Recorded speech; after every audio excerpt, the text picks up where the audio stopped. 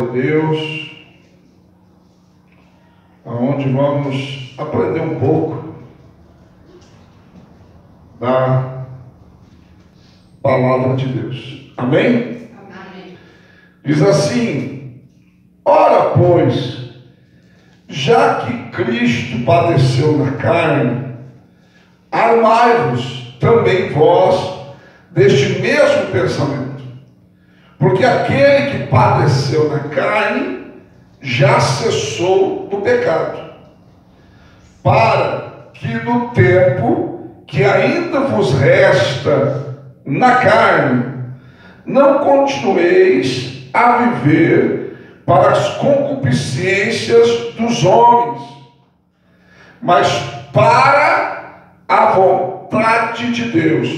Porque é bastante que no tempo passado tenhais cumprido a vontade dos gentios, andando em dissoluções, concupiscências, borrachices, glutonarias, bebedices e abomináveis idolatrias. Só até aqui. Senhor meu Deus e meu Pai, em nome de Jesus, o seu amado Filho, em cuja presença aqui estamos, fala, Senhor, aos nossos corações, porque somos carentes de ouvir a Tua voz. Tu conheces as minhas limitações, mas eu conheço a Sua grandeza e o Seu poder. Opera segundo elas, porque sem Ti nada sou, nada tenho e nada posso. Mas contigo sou, tenho e posso tudo aquilo que a tua palavra diz que sou, que tenho e que posso. Em nome de Jesus. Amém.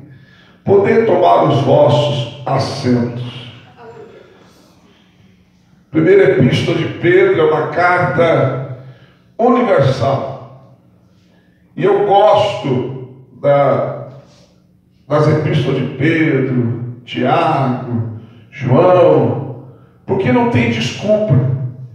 Alguns, quando você vai falar alguma epístola, por exemplo, aos Romanos, aos Coríntios, não que a Bíblia toda não sirva para a gente, mas tem aqueles que dizem: mas isso aí foi para lá para Coríntios. Pois esta é uma carta universal. Não foi endereçada a uma igreja, mas à igreja. Ou seja, foi escrito para a igreja em todos os lugares e em todos os tempos. São exortações e conselhos que nós devemos segui-los. Aqui o texto nos mostra, amados, como era a nossa vida outrora, quando nós vivíamos na carne, quando nós estávamos segundo a vontade dos gentios, andando em todo tipo de coisa errada, concupiscência, glutonaria e várias outras coisas. Só que no verso 2 diz assim: para que no tempo que ainda nos resta na carne, o tempo que ainda nós temos nessa carne, não continueis a viver para as concupiscências dos homens, mas para a vontade de Deus. Eu quero falar hoje sobre este tema: vontade de Deus, ou a vontade de Deus. Mas não só a vontade de Deus. Eu quero falar nessa noite sobre 3 tipos de vontade de Deus. 3 tipos de vontade de Deus. O primeiro tipo que eu quero falar nessa noite, amados, é o geral. O primeiro tipo de vontade de Deus é geral. É o que Deus deseja para todos os homens. Deus tem uma vontade que é geral. É o primeiro tipo, que está relacionado a todo mundo. Igreja, mundo, todo mundo. Que é, amados, que todos os homens se salvem e conheçam a verdade. Olha o que está escrito lá lá em 1 Timóteo, capítulo 2, verso 4. Acompanhe ou marque aí.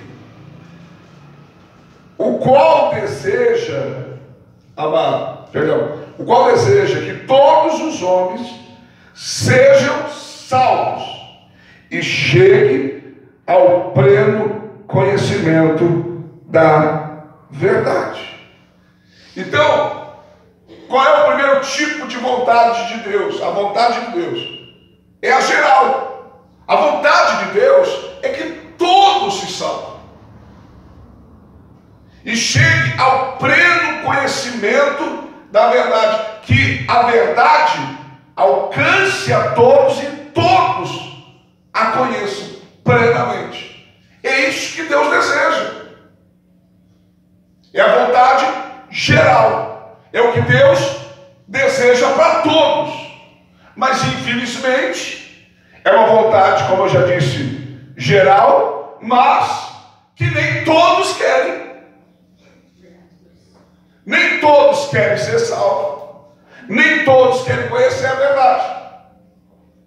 Tem muitos que querem continuar segundo a vontade dos gentios, seguindo os pecados.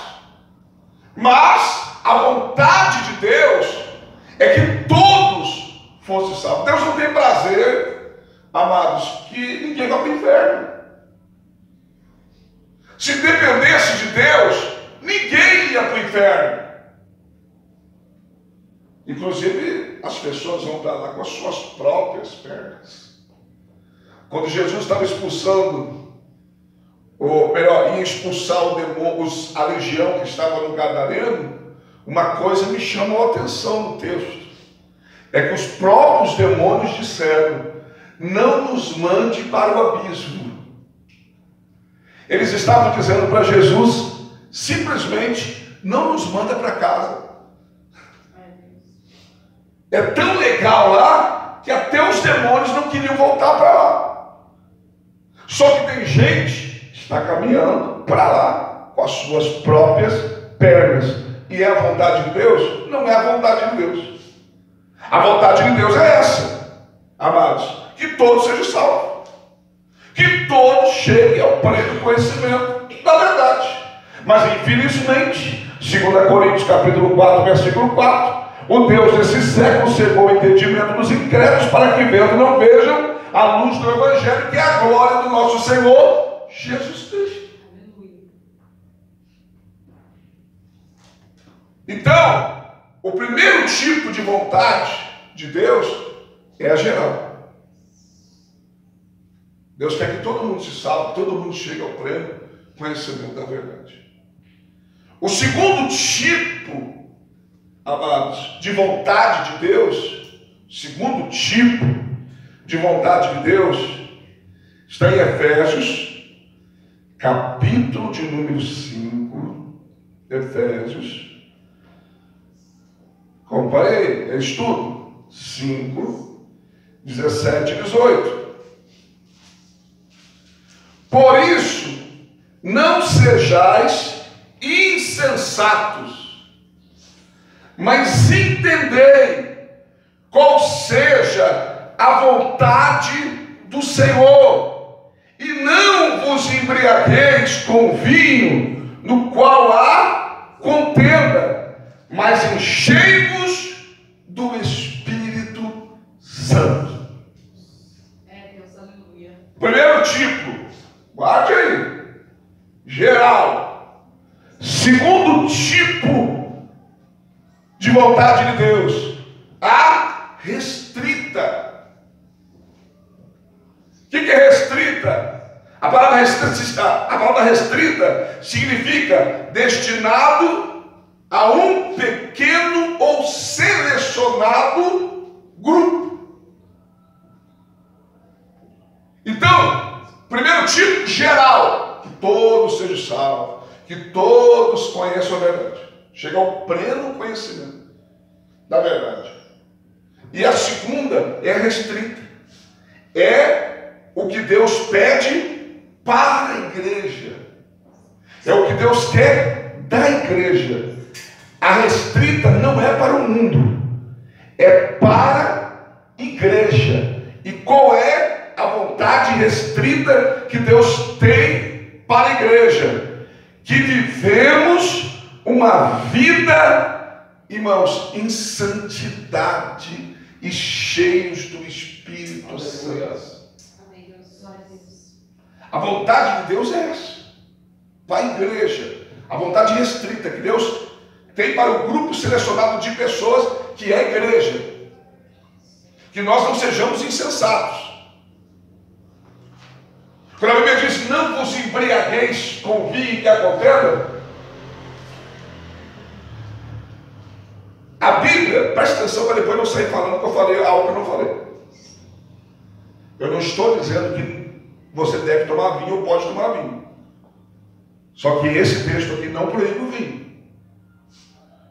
Esse texto tem muito além de não beber vinho. Primeiro, não está dizendo não bebeis vinho. Está falando não vos embriagueis com vinho em que há contenda. Significa não procure no vinho o que você deve procurar no Espírito Santo. Glória a Deus. O que as pessoas procuram quando bebem vinho? Se alegrar. O que as pessoas procuram quando bebem vinho? Ou outra bebida, né? É que hoje tem muitas variedades, mas na época não tinha muita variedade. Esquecer dos problemas. Estou cheio de problemas. Vou beber para esquecer os problemas. Não, não faça isso. Se encha do Espírito Santo. É verdade, Deus. Aleluia. Porque quem está cheio não tem lugar para mais nada. E a Bíblia diz, não deis lugar ao diabo.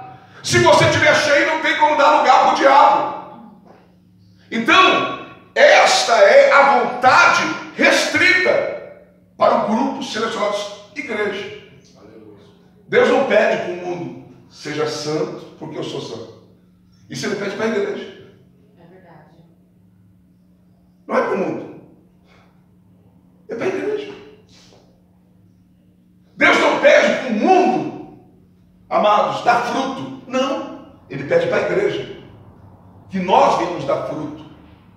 Então a vontade restrita é aquilo que Deus pede para a igreja, que é algo para a igreja. Ele não está pedindo para o mundo, porque o mundo não faz parte desta vontade, mas nós fazemos parte desta vontade. Então nós fazemos parte do grupo restrito. Então por isso tem coisas que nós vamos fazer que o mundo não vai fazer. Por quê? Porque o mundo não faz parte desse grupo selecionado. Por isso que para nós não cabe aquela história dizendo assim, ó, os outros fazem, também vão fazer. Os outros não fazem parte da vontade restrita. Você faz parte da vontade restrita. Não é porque, na tua família, eles fazem alguma coisa lá, mas a minha família vai fazer, a minha família vai ir, a minha família, mas você faz parte de um grupo restrito. E a vontade de Deus para este grupo é diferente da vontade para os outros. Para os outros que não fazem parte deste grupo, é a salvação, é o pleno conhecimento da verdade. A salvação que virá após, amados, o arrependimento e a conversão e a verdade que chegará até ele só se nós levar também. Se nós não levar também não vai chegar. Porque nós estamos incumbidos de levar a verdade.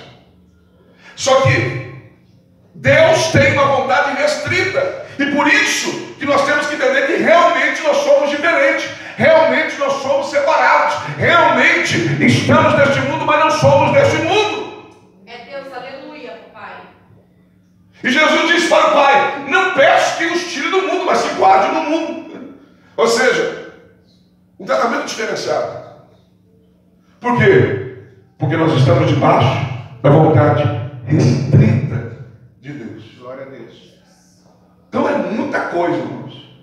Mas eu quero que você entenda que aquilo que Deus pede para nós, não está pedindo para o mundo. Vamos dizer que 95% da Bíblia é para nós. 5% é para o mundo. Estou fazendo aqui só uma conta aqui, só para fazer uma analogia para você entender que quase nada para eles é só conhecer a verdade.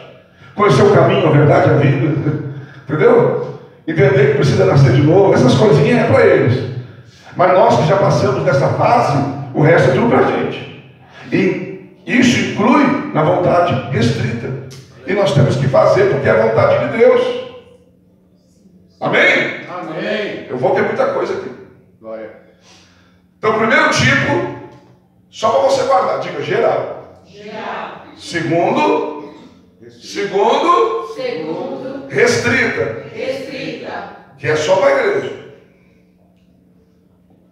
E, amados, a terceira, que é a particular. É o que Deus tem para cada um de nós individualmente. Por isso que na igreja nem todo mundo vai ser pastor, nem todo mundo vai ser pregador, nem todo mundo vai ser tocador, nem todo mundo vai ser cantador, nem todo mundo vai ser diácono, nem todo. Porque é coisas individuais que Deus tem para a nossa vida. É verdade, Deus. E você não pode querer, às vezes, que as pessoas sejam como você, ou façam o que você vai fazer, porque tem algo que Deus tem individualmente para cada um de nós. Graças a Deus. Vamos ver alguns exemplos. Atos dos Apóstolos, capítulo 9. Atos dos Apóstolos. Se tem Bíblia, acompanhe. Se não tem, vai se converter. Mas escreve aí, se quiser escrever. Eu vou já para lá na frente. Presta atenção. Mas levanta e entra na cidade, e lá te será dito o que te cumpre fazer. Primeiro, se você ler os versículos acima, principalmente no 4, diz que ele caiu por terra. Eu vou só pincelar aqui, porque tem gente que fala que Paulo, Saulo, aqui, ele ainda era Saulo. Caiu do cavalo. Não tem cavalo no texto. Não tem cavalo no texto. Uma vez eu estava debatendo com alguém, a pessoa disse, mas ele estava viajando, provavelmente estava a cavalo. Não. Se fosse por isso, podia estar de jumento, porque também eles usavam jumento. Mas eles viajavam a pé mesmo. A maioria das viagens era feita a pé. Os homens que viajaram com ele quedaram-se emudecidos, ouvindo a verdade, a voz, mas não vendo ninguém. Saulo levantou-se da terra e, abrindo os olhos, não via coisa alguma, e guiando pela mão, conduziram a Damasco. Pode ver que ele levanta, vão conduzir ele pela mão. Não aparece cavalo na história, mas tem uns que acharam cavalo. Esteve 3 dias sem ver, e nem comeu e nem bebeu. Ora, havia em Damasco certo discípulo chamado Ananias. Disse-lhe o Senhor, em visão, Ananias. Respondeu ele, eis-me aqui, Senhor. Ordenou-lhe o Senhor, levanta-te e vai à rua chamada direita, e procura em casa de Judas um homem de Tarso chamado Saulo, pois eis que ele está orando. E viu um homem chamado Ananias entrar e pôr as mãos para que recuperasse a vista. Respondeu Ananias, Senhor, há muitos ouvi acerca deste homem, quantos males tem feito aos teus santos em Jerusalém, e aqui tem poder os principais sacerdotes para prender a todos os homens que invocam o teu nome. Olha a vontade particular aqui. 15. Disse, porém, o Senhor, vai, porque este é para mim um vaso escolhido para levar o meu nome perante os gentios, os reis e os filhos de Israel. Paulo, vamos falar Paulo para você ter mais. Aqui ele ainda chamava de Saulo. Escute. ele sabia de alguma coisa? Ele não sabia de nada, Deus já tinha planejado tudo. Ele estava tendo um encontro naquele dia com Deus, teve um encontro com Jesus, estava orando ali, estava no princípio da conversão, Deus já tinha tudo esquematizado já. Se você ler a continuação do texto, que eu estou resumindo para não ganhar tempo, fala Deus falando, te mostrarei o quanto há de padecer por causa do meu nome. Até o sofrimento que ele ia passar, Deus já tinha tudo sabendo já. Então, é uma vontade particular. Tem gente que veio ao mundo sem saber nem o motivo que veio ao mundo. Mas tem gente que veio ao mundo porque Deus tem uma vontade particular com ele. Quer ver outro exemplo? Vamos ver alguns exemplos aqui. Isaías 6, 8 e 9. Isaías 6, 8 e 9.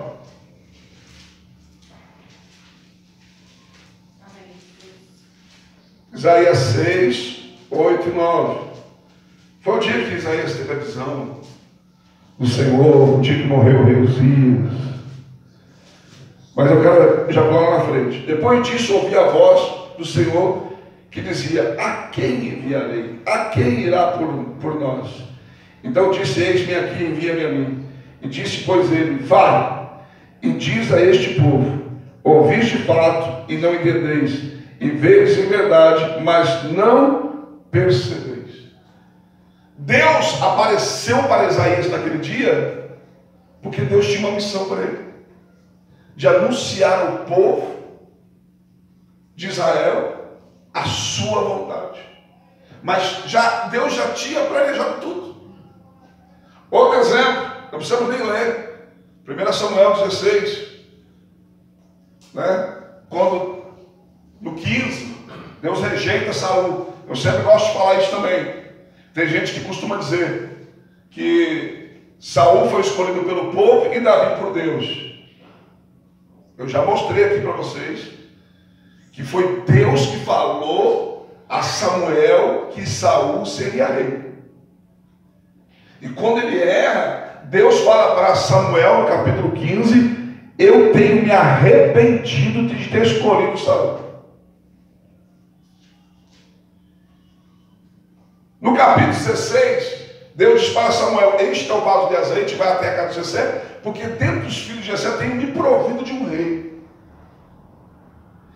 Ele pegou o vaso de azeite, foi, chegou lá, Davi tinha outros 7 irmãos.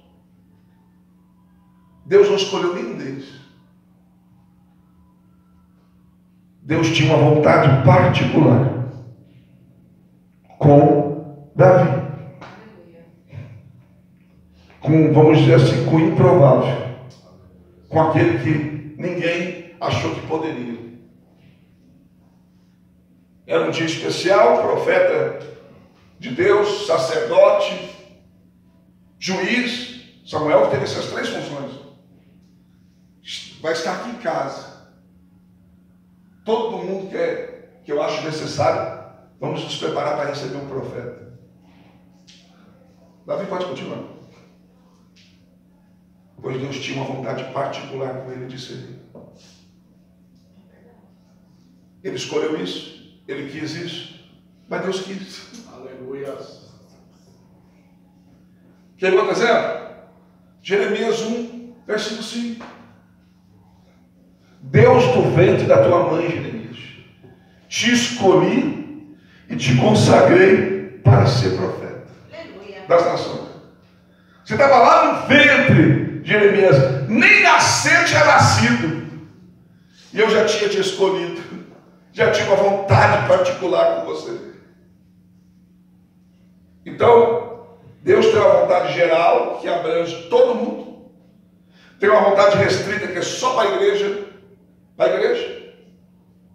e tem uma vontade particular que daí, amados, é individual com cada um. Pode ser que Deus tenha uma vontade geral. Geral ele tem com a sua família. Pode ser que haja uma vontade restrita com a sua família, porque ela vai vir a ser igreja. Mas pode ser que na sua família, todinha, só você, ou um filho seu, Deus tem uma vontade particular. E não tem o que questionar. É verdade, Deus. E quando Deus tem uma vontade particular, nós temos que entender uma coisa, amados. Eu até já falei isso aqui algumas vezes. Tem pessoas que se agarram no livre-arbítrio. Nós temos o livre-arbítrio. Eu já expliquei aqui que o livre-arbítrio não pertence mais a nós. O livre-arbítrio só funciona para o mundo. Quem está no mundo tem um livre-arbítrio. De se converter ou não. De virar igreja ou não. Mas quem já virou igreja não tem mais esse livre-arbítrio. Quer ver provas disso? Por que eu estou falando sobre isso? Porque não tem como fugir da vontade de Deus. É verdade. Porque você não tem escolha. Vamos lá. 1 Coríntios, capítulo 6, versículo 19 e 20. 1 Coríntios, capítulo 6, versículo 19 e 20. Ou não sabeis que o vosso corpo é santuário do Espírito Santo, que habita em vós, o qual possuís da parte de Deus? Preste atenção. E que não sois de vós mesmos, porque fostes comprados por alto preço. Glorificai, pois, a Deus no vosso corpo. Ou seja, você não é mais dono de si próprio. Você tem um livre-arbítrio até aceitar Jesus. Se você não quer aceitar, é a mesma coisa que você dissesse: olha para mim. Talvez você não ouviu dessa forma que eu vou falar agora. A pessoa que não quer aceitar Jesus é a mesma coisa que ela dissesse: eu não aceito o preço que foi pago por mim. Eu me recuso a aceitar esse preço. Já aquele que aceita Jesus, ele entendeu que o preço foi caro. E ele está dizendo: eu aceito o preço. Se eu aceito o preço, eu permiti que me comprasse. Se me comprar, eu não sou mais dono de mim mesmo. Eu pertenço a quem me comprou. Literalmente, Deus é nosso dono.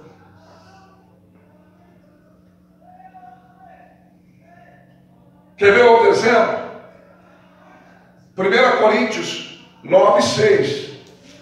Não existe livre-arbítrio para aquele que decidiu servir a Deus.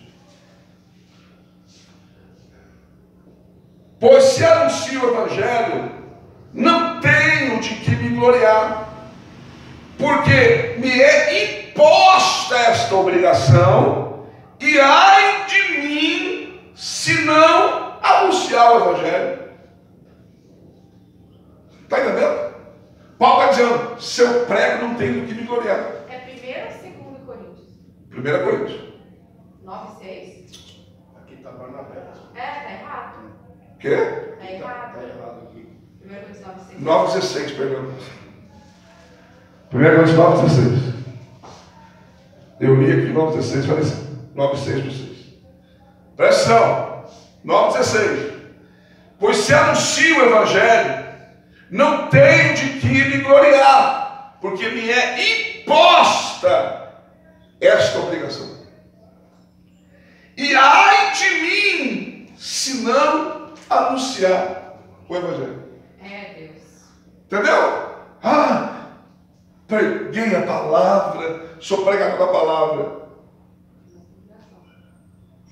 Não tem que me gloriar. Eu não escolhi. Foi-me imposta essa obrigação e eu não tenho escolha. Se você não fizer, Deus. ai de mim. Meu Deus. Ai de mim. Você pode ter prazer Mas a glória não é sua, porque não foi sua escolha.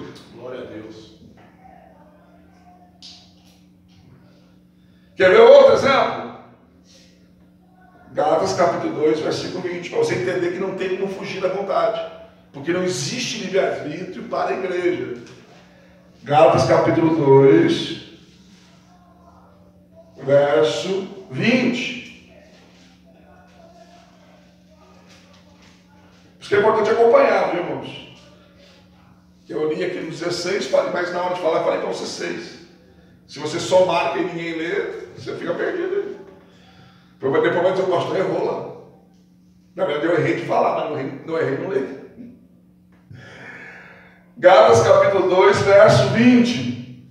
Já estou crucificado com Cristo. E vivo, não mais eu, mas Cristo vive em mim. E a vida que agora vivo na carne, vivo na fé do Filho de Deus, ao qual me amou e se entregou a si mesmo por mim. Ou seja, a vida que eu vivo não é mais a minha vida, é a vida de Cristo. A vida que eu vivo não é mais a que eu quero, é a que Ele fez por mim. Não tem livre-arbítrio, irmãos. Diga comigo, vontade geral, Vontade geral. vontade restrita, Vontade restrita. vontade particular. Vontade particular. Presta atenção. São 3 tipos de vontade, para você não dar um nó na cabeça. 3 tipos de vontade. E elas se dividem de 2 maneiras. Essas 3 tipos de vontade se dividem de 2 maneiras. Primeira, absoluta. Deus não muda o que Ele quer.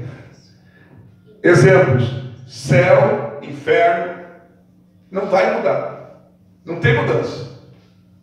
Está tudo já decretado, tá? É a vontade de Deus. Quem aceitar Jesus, quem se batizar, vai para o céu. Quem não aceitar para o inferno, não vai ter mudança. Não tem mudança. É absoluta. É absoluta.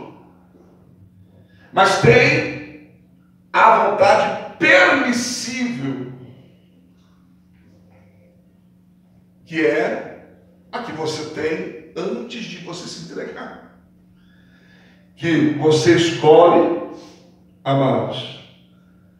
Deus permite que você escreva sua história.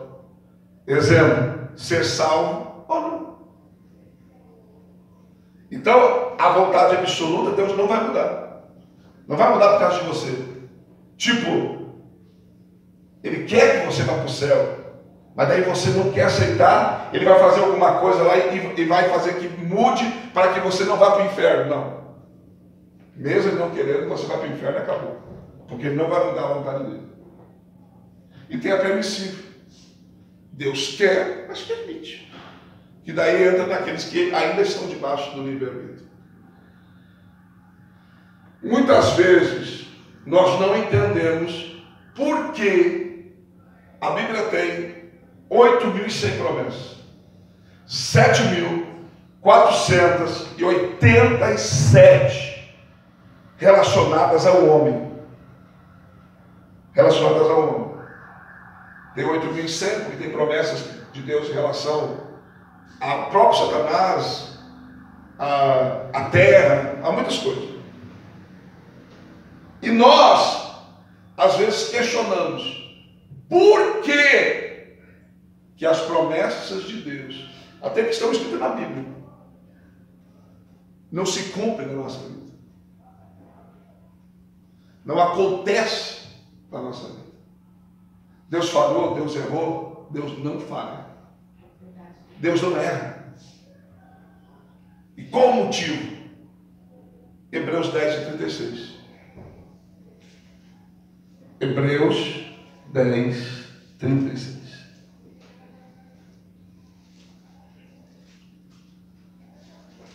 Rodrigo, eu nem vi, podia ter saltado. Continua sendo a gente fecha, certo? Amém? Amém. Porque necessitais de perseverança, alguma tradução diz de paciência. Perseverança e paciência é a mesma coisa. para que depois de haveres feito a vontade de Deus, alcanceis a promessa. Quem quer promessa tem que fazer o quê? Fazer a vontade de Deus primeiro. A paciência é para esperar. Você vai fazendo a vontade com paciência e você alcança a promessa. Mas porque necessitas de perseverança ou paciência, para que depois de haveres feito, depois de fazer a vontade de Deus, você vai viver a promessa. Ou seja, quem não faz a vontade vai viver a promessa? Não vai. Então tem gente, olha para mim, por exemplo, vou chutar aqui coisas ao vento. Deus quer que eu cante, mas eu não quero cantar. Deus quer, mas eu não quero. Mesmo eu não tendo livre-arbítrio, Deus não vai pegar meu pescoço e fazer eu cantar aqui. Mas Ele também não vai mudar por causa disso. Ele vai continuar querendo. E aí de mim se não fizer. Mas daí o que vai acontecer comigo, com o pastor Leandro? Deus quer que eu cante. Deus me livre se eu não faça isso. O pastor vai ter dor de cabeça de novo. Não faça isso.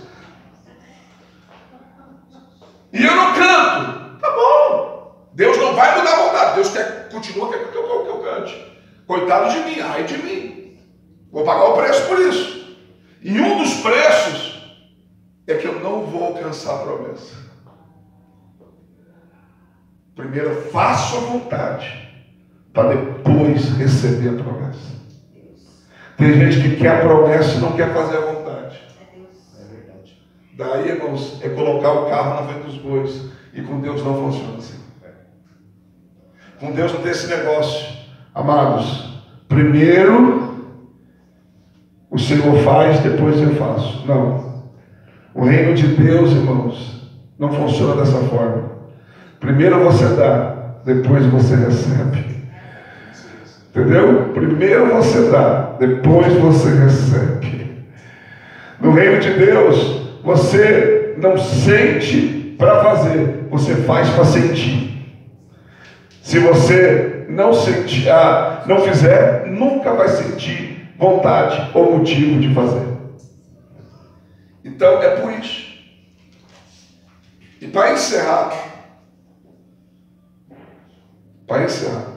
Romanos 12. A vontade de Deus se divide em 3 tipos: geral, restrita e particular. A vontade de Deus se divide de 2 maneiras: absoluta e permissível. Não tem promessa sem fazer a vontade. Mas entenda uma coisa: a geral, a restrita, a particular, vontade de Deus. Diferentes tipos, mas é a vontade de Deus. A Bíblia diz o seguinte, Romanos 12, 2: e não vos conformeis com este mundo, mas transformai-vos pela renovação da vossa mente. Parte B: para que experimenteis qual seja a boa, agradável e perfeita vontade de Deus. Independente da geral, independente da restrita, independente da particular, a vontade de Deus, ela é boa, perfeita, agradável e perfeita. Ela é boa, agradável e perfeita. Fazer a vontade de Deus é bom, é agradável e é perfeito. Você não quer fazer, mas se você fizer, você vai experimentar que é bom, que é perfeito, ou melhor, que é agradável e que é perfeito. Ou seja, o que Deus tem para nós, o que Deus quer de nós, é para ser algo bom, agradável e perfeito. Aleluia. Glória a Deus. Quando você se rende a vontade de Deus, você descobre isso. No começo, eu não queria também ser pregador. Eu até achei que seria cantor. Porque na capoeira eu cantava muito. E o povo gostava. Mas era outro ritmo, era outra história. Mas o povo do mundo também não tem entendimento. Esse que é minha esposa, hein? Vivendo com o inimigo. Escute. Só que eu fui me rendendo. E hoje, se você perguntar o que eu mais gosto de fazer, é pregar. Glória a Deus. A minha vida é pregar. Eu amo pregar. Eu pregava praticamente quase todo dia antes de ser pastor de igreja. Que eu amo pregar. É o que eu sei fazer. Pregar. Eu costumo dizer que eu tenho mais facilidade de pregar do que conversar. Se eu for conversar com você, eu vou dar umas gaguejadas, porque eu era muito gago. De tanto pregar, Deus foi me libertando desse mal. Mas, às vezes eu acho até engraçado quando os irmãos ficam nervosos de pregar. Porque quando eu pego esse microfone para mim, é a coisa mais simples para mim e a coisa mais agradável da minha vida. Pregar. Fui chamado para isso. Glória a Deus. Fui vocacionado para isso. Graças a Deus. Amém? Amém. Então, independente do que Deus queira para você, o tipo de vontade de Deus para a sua vida ou para a sua família, entenda de uma coisa. Você pode não querer, mas é bom. Você pode não querer, mas é agradável. Você pode não querer, mas é perfeito. Entendeu? Quando foi para nós vir para cá, para subir uma igreja, a pastora teve um monte de restrições. Precisou de um monte de confirmações. Mas o que Deus tem feito na nossa família é algo bom. É algo agradável, é algo perfeito, que teve na vida dos nossos filhos. Né? É algo muito bom. Tá bom? Amém?